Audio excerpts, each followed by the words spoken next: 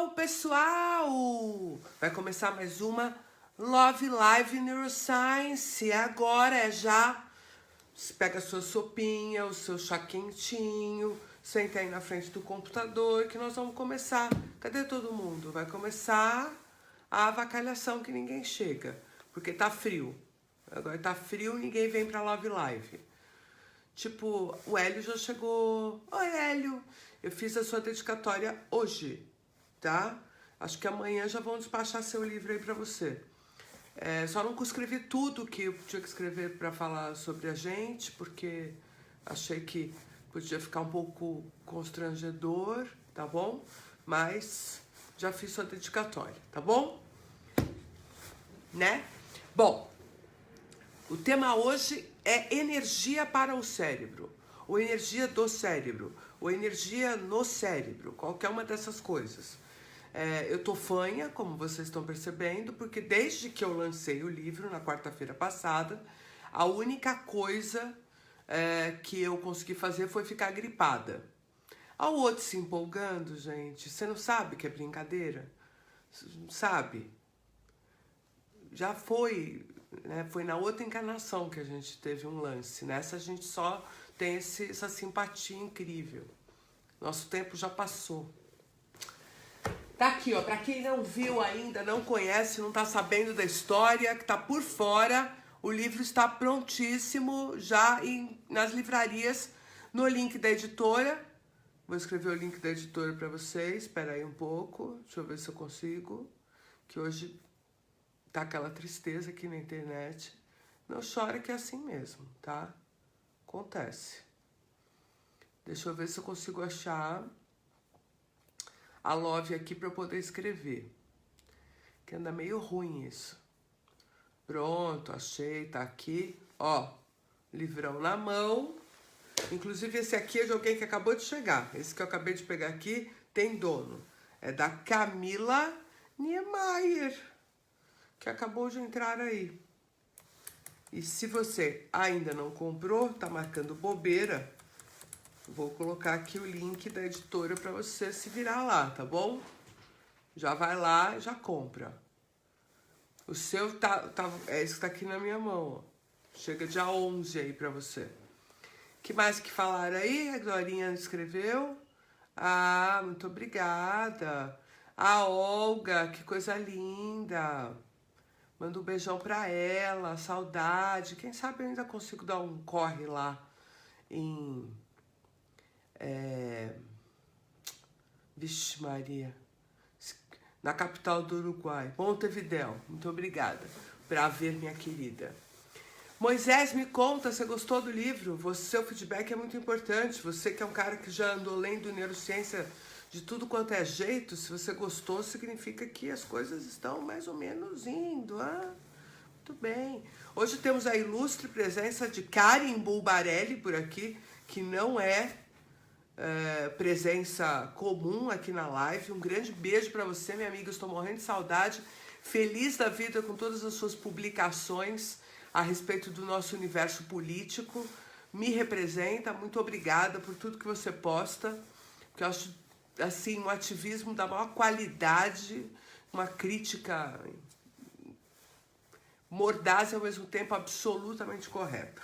Saudade de você. Como é que é? Os professores do Dante Alighieri receberam uma carta da direção sugerindo que fossem na noite de autógrafos e comprassem o livro. Minha sobrinha recebeu a carta. Que lindos! Pena que eles não vieram, né? Veio pouca gente do Dante. Show de bola! Mas farei uma noite de autógrafos do Dante, caso eles me convidem para ir lá, porque eu adoro aquela escola. Eles estão assim cada vez mais modernos. Cada ação mais incrível que a outra. Tinha um povo aqui que, vou falar quem? A Priscila, aí ó, falei, já tá gritando a louca. A Priscila tava aqui. Quem que veio com você, Pri? Do seu povo do Dante. Conta aí pra gente. Bom, tava uma festa, pra vocês terem uma ideia. Eu saí daqui, eram 2 horas da manhã, tá bom? Não posso declarar em que estado físico-químico que eu estava. Certo? Mas vamos falar do tema da live. Hoje eu não posso ficar muito tempo, eu tenho que sair 8h30 cravado, que eu ainda vou para Indaiatuba e depois eu vou dormir fora, vou dormir lá em Indaiatuba, porque amanhã eu tenho que fazer um evento lá. E o pessoal reclama que demora muito para começar, mas é que também tem muita gente que tá chegando, entendeu? E aí eu dou esse tempinho para as pessoas chegarem, porque todo mundo que participa aqui das Love Live sabe que esse comecinho a gente tá esperando as pessoas chegarem, tá bom? Então tá isso aí. Quem é Ana Carolina Castro, que tá ansiosa pelo tema, vamos lá, Ana Carolina, é hora de falarmos da energia do cérebro. Bom, é comum as pessoas lerem, falarem que o cérebro gasta muita energia. É fato. Para o tamanho que ele é, para a quantidade de tecido que ele representa no corpo total, ele realmente é um grande gastão. Ele gasta cerca de 20% de toda a energia que a gente gasta em um dia. É uma conta, assim, de cerca de 300 calorias, tá bom? Para um metabolismo basal.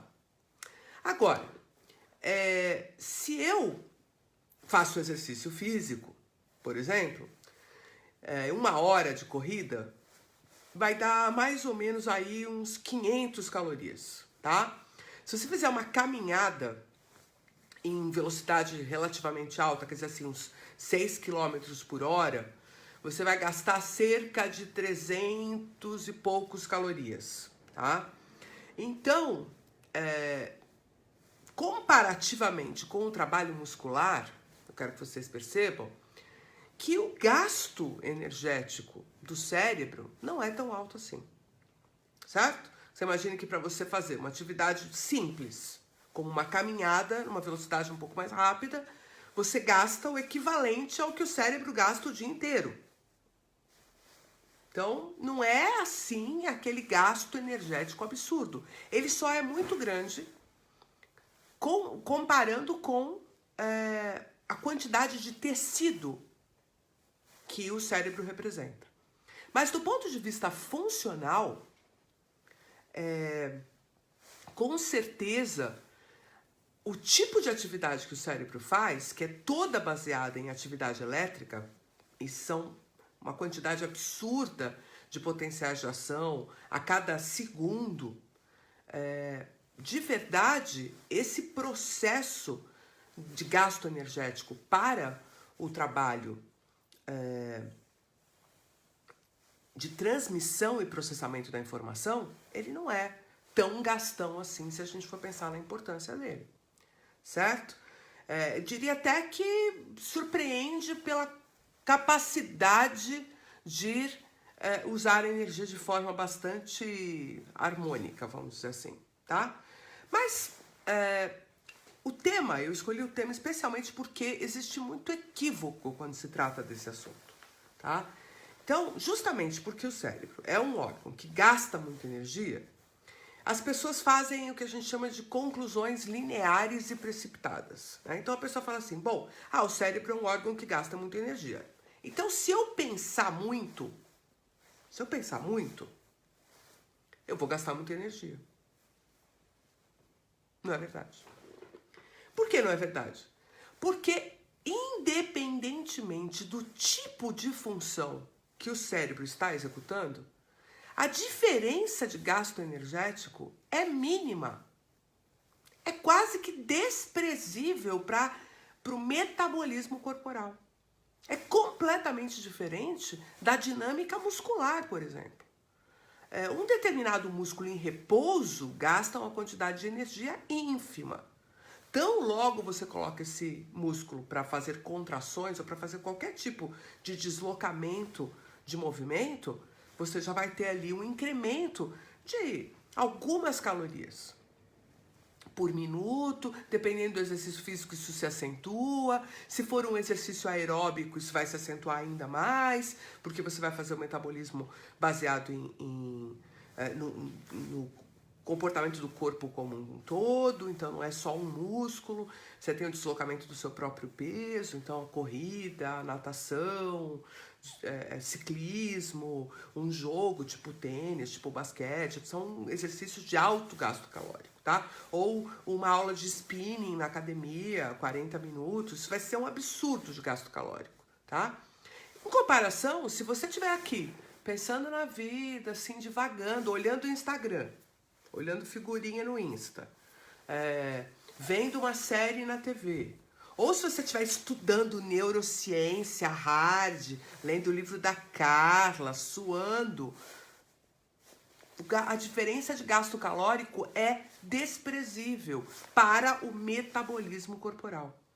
E tem um outro detalhe muito importante aqui. Todos os tecidos corporais, todos, inclusive o músculo que a gente falava agora, quando ele vai usar glicose, que é a fonte básica de energia do corpo, vamos dizer assim, e para o cérebro é, quem sabe, a única, né? Existem alguns modelos metabólicos que não usam a glicose, mas são desprezíveis para a função cerebral o tempo todo. Todos os tecidos precisam que exista uma liberação de insulina para que a glicose contida no sangue possa ser disponibilizada para as células usarem. Por isso que a insulina é uma coisa tão importante, por isso que a falta dela no diabético causa tanto dano. Porque sem a insulina, a maior parte dos tecidos não consegue energia proveniente de glicose. Então ela tem que usar outros metabolismos, por exemplo, o metabolismo de gordura, tá? Para poder obter energia. E isso gera uma opção de outros problemas. Mas o cérebro não. O cérebro não precisa de insulina para poder usar a glicose que está no sangue. Não tem essa dependência de insulina para transportar a glicose para dentro do tecido cerebral. Então, se você tiver o mínimo de glicose no sangue, já vai ter fonte de energia para o seu cérebro. O principal dano da chamada hipoglicemia, que é quando por alguma razão o seu nível de glicose cai abaixo deste mínimo, o principal dano da hipoglicemia é justamente o não funcionamento adequado da estrutura do tecido neuronal, de toda a estrutura de neurônios, não só, obviamente, o cérebro. Mas o grande prejuízo na hipoglicemia, por que você fica com aquela sensação de tontura, pode ter um desmaio, pode ter uma perda funcional, justamente por causa da dependência que o tecido neuronal tem da glicose. Então, veja, se disser que está acabando a energia, que você está ficando cansado porque você pensou muito, é uma balela. Porque só o simples fato de cair a glicose um pouquinho, ou de você abaixar a cabeça e levantar rápido, e com isso ter uma transitoriedade no fluxo sanguíneo cerebral, você já praticamente perde a consciência. Quer dizer, a função que requer uma maior estabilidade energética para o cérebro é a própria consciência, não o pensamento.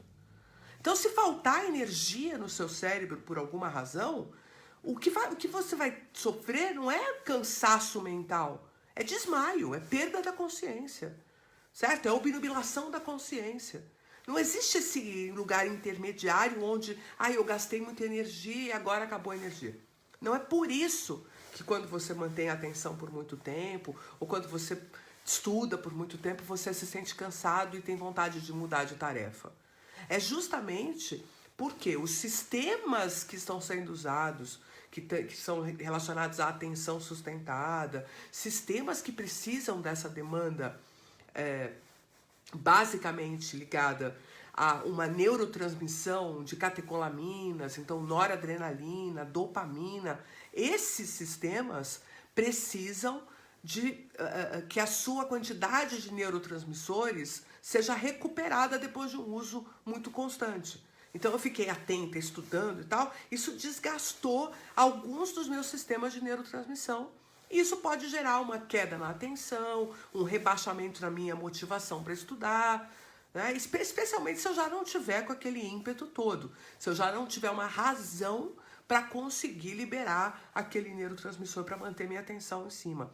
Mas isso não tem nada a ver com energia, entendeu? Então não adianta comer chocolate, não adianta parar para comer, não é por isso que você sente fome. Na verdade, você sente fome porque o recurso de comer é um recurso interessante para você distrair daquilo que você está fazendo, você consegue ir para outro lugar, consegue diminuir essa atividade. Né? Se você tiver déficit de atenção e hiperatividade, como a Flávia está aqui comentando com a gente, você já vai ter esse sistema atencional com uma maior dificuldade de estabilizar, mas isso não tem nada a ver com energia. Isso não tem nada a ver com glicose. Isso não tem nada a ver com a disponibilidade energética do sistema.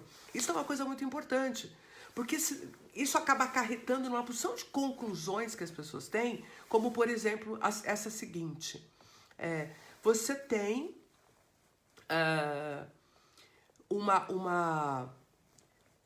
você tem, por exemplo, uma tendência a automatizar comportamentos e responder de forma rápida e automática porque o cérebro quer economizar energia. Besteira. Besteira. Não é por isso. Se ele fizesse uma resposta mais elaborada, ele ia gastar um pouco mais de energia, mas não ia comprometer o sistema. Imagina um sistema que tem que correr, subir em árvore, fugir do predador, vai ficar comprometido por causa de um incremento de energia mínimo, transitório, por causa de uma tarefa que é avaliar melhor uma determinada circunstância. Não é por essa razão que a gente automatiza decisões. É simplesmente porque é muito importante que o sistema nervoso dê respostas rápidas, porque na maior parte do tempo é isso que garante que você está adaptado ao seu ambiente. Para você estar adaptado ao ambiente onde você vive, você precisa responder de forma rápida, você precisa ter comportamentos que já foram testados e que já foram avaliados naquele meio. E que, portanto, são aqueles que são seguros, certo? E que deveriam, então, fazer um trabalho específico para, se você precisar mudar de comportamento, você gerar toda uma atividade para pensar, para equalizar, para verificar novas saídas, verificar novos resultados. Né? A Ana Carolina falou assim, funções psíquicas então não consomem energia. A consciência consome quanto? Então, consciência consome o tempo todo que você está acordado. E aí é essa conta aí desses 300 e pouco durante o dia todo, durante 24 horas. Né? É a conta total. Não que a função psíquica não consome, ela consome, mas ela não vai consumir mais ou menos dependendo da função que está sendo executada. Você mais ou menos usa a mesma quantidade todos os dias, fazendo qualquer uma das coisas que um cérebro humano faz. Pode ser pensar, né? Pode ser pensar, mas pode ser ver o Insta, pode ser ver uma série, né? Tudo mais ou menos daquele tanto que eu falei, cerca de 300 e pouco para um indivíduo adulto, certo? Cálculos de consumo de energia pelo cérebro tem variações muito mínimas dependendo da atividade que você está executando. E comparando com incrementos efetivos, por exemplo, da ação muscular ou de outros órgãos do corpo, isso seria desprezível para a economia metabólica do corpo, em termos de conta mesmo. Obviamente, eu ter um cérebro que gasta 100 e poucas calorias por dia, 100 e poucos calorias por dia, e desenvolver um cérebro que gasta 300 e poucos, eu vou precisar ter acesso a determinados tipos de alimentos que me permitam gerar essa energia. Então agora pensa num animal como, por exemplo, um felino que corre com grande velocidade e que tem um cérebro relativamente bem desenvolvido. Ele precisa se alimentar de acordo com aquele gasto de energia que ele tem. Mas não é o fato dele pensar, vamos dizer assim, que iria aumentar esse consumo. Assim como não é o fato de que a gente está pensando ou estudando que aumenta o consumo a ponto de você precisar ter que comer uma barra de chocolate. Um chocolate sustenta o seu cérebro o dia inteiro. Não faz o menor sentido isso, né? E o pior, que é essa ideia de que para economizar energia, o cérebro acaba fazendo opções de funções que teriam resultados até piores, mas que ele faz para economizar energia. Também não faz sentido. Você escolhe aqueles comportamentos, você executa aquelas tarefas daquela forma, porque de alguma forma elas foram validadas pela experiência. de alguma forma, essas atividades foram sendo compreendidas como adequadas para o ambiente e que estão trazendo os melhores resultados possíveis. Para que você mude aquela atividade, você obviamente precisa dar um feedback para o sistema de que o resultado obtido não está sendo adaptativo.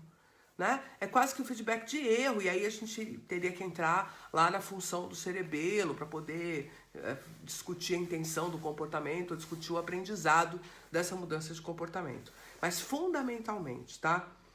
Fala-se muito sobre isso na internet, fala-se muito por aí dessas conjecturas a respeito de que o cérebro economiza energia, realizando algumas determinadas tarefas, mas do ponto de vista metabólico, do ponto de vista fisiológico, isto não faz nenhum sentido, certo?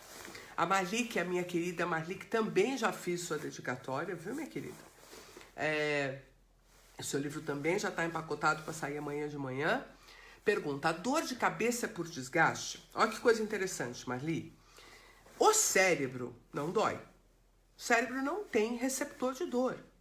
O tecido neuronal não tem receptor de dor.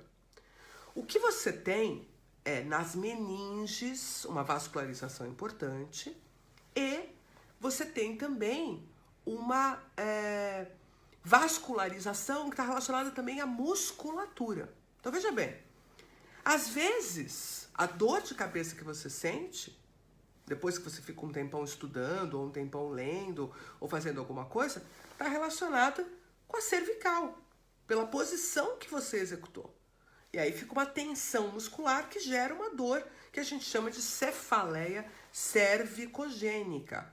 Vale a pena fazer uns ajustes posturais, levantar a cada tempo, espreguiçar, para cuidar dessa coluna, que a dor de cabeça pode vir daí.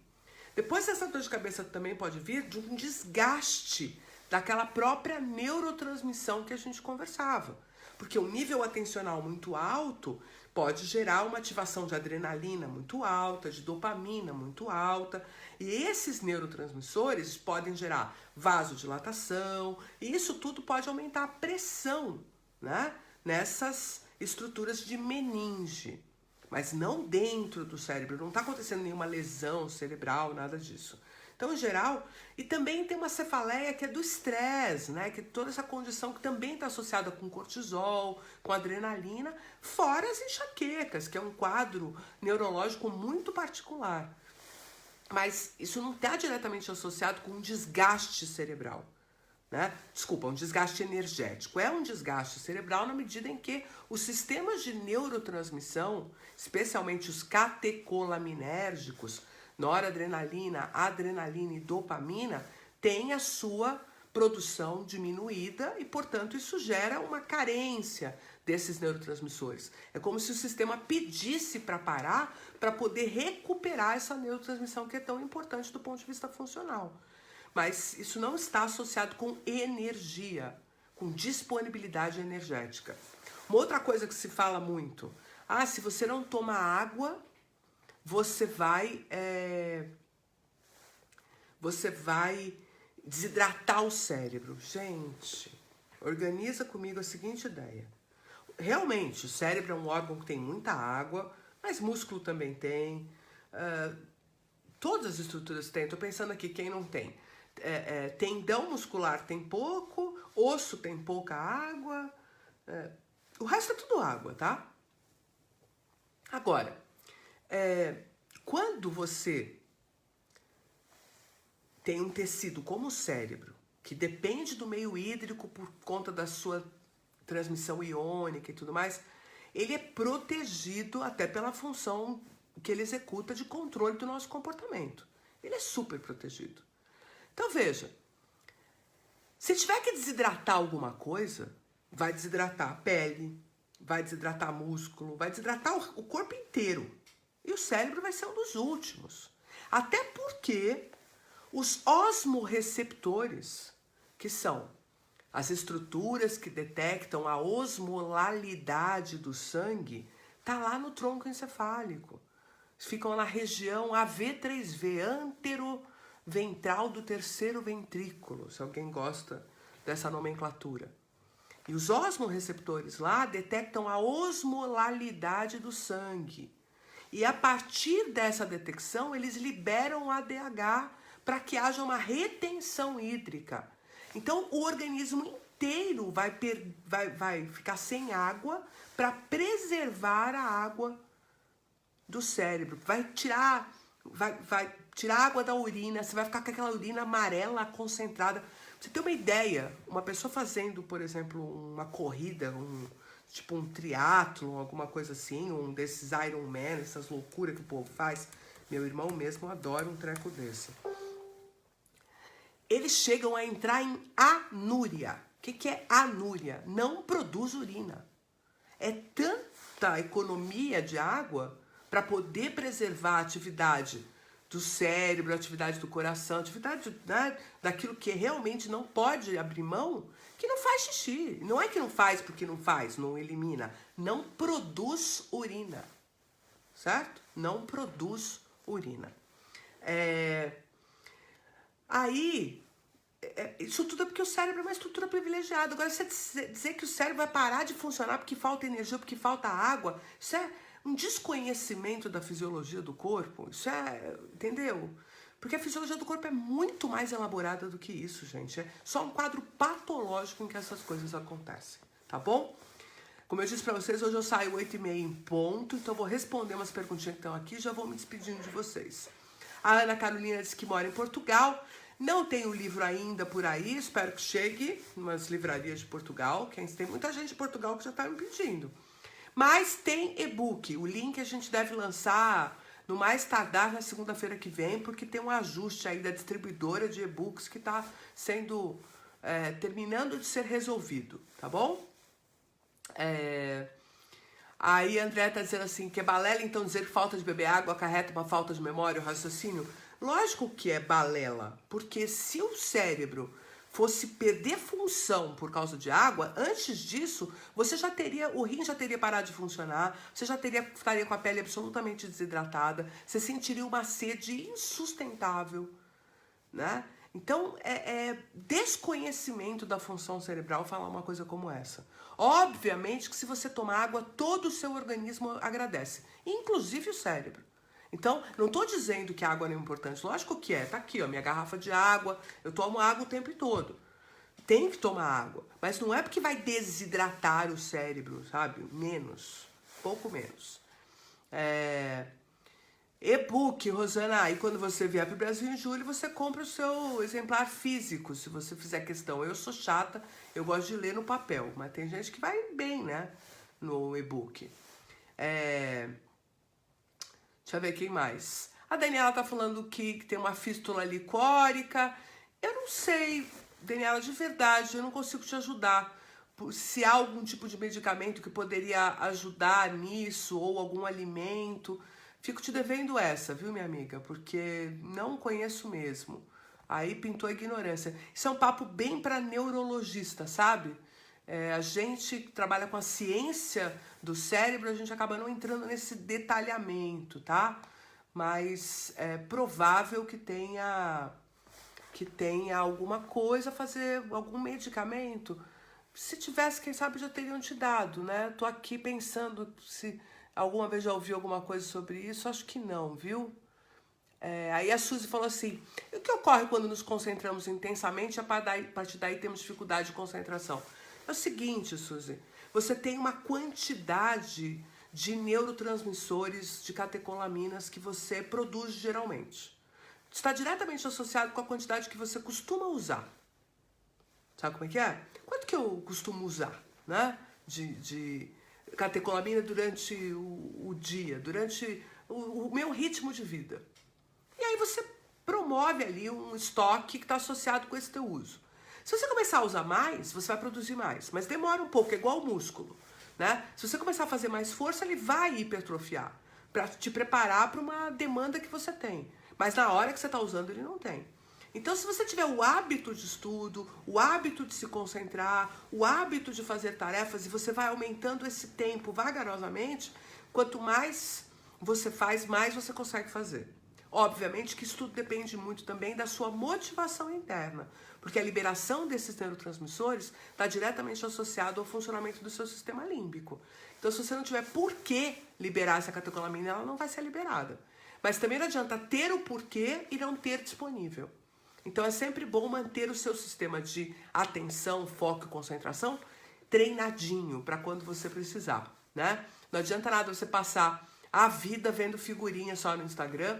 Eu tô vendo que hoje em dia tem gente que não consegue mais assistir um filme. Fica cansado. O filme tem 2 horas e pouco, pira. Você já viu que agora, para o pessoal assistir filme no cinema, eles fazem quase que fosse uma watch party. Ele vai todo mundo assistir, fica gritando, porque eles não aguentam mais ficar quietinho assistindo um filme. Isso tudo está diretamente associado com o não treino do nosso sistema atencional, tá? Mas, Célio, como é que você já tem o livro? Se eu assinei o seu livro aqui outro dia, você comprou 2. Vai ficar com 2 dedicatórias. É verdade, você estava aqui no lançamento. Mas que figura, viu? Érica, para comprar o livro, vou escrever para você aqui. Pior que agora eu tô sem... Gente, alguém coloca aí para mim, por favor. Porque... Peraí que eu consegui abrir a caixinha de coisa aqui.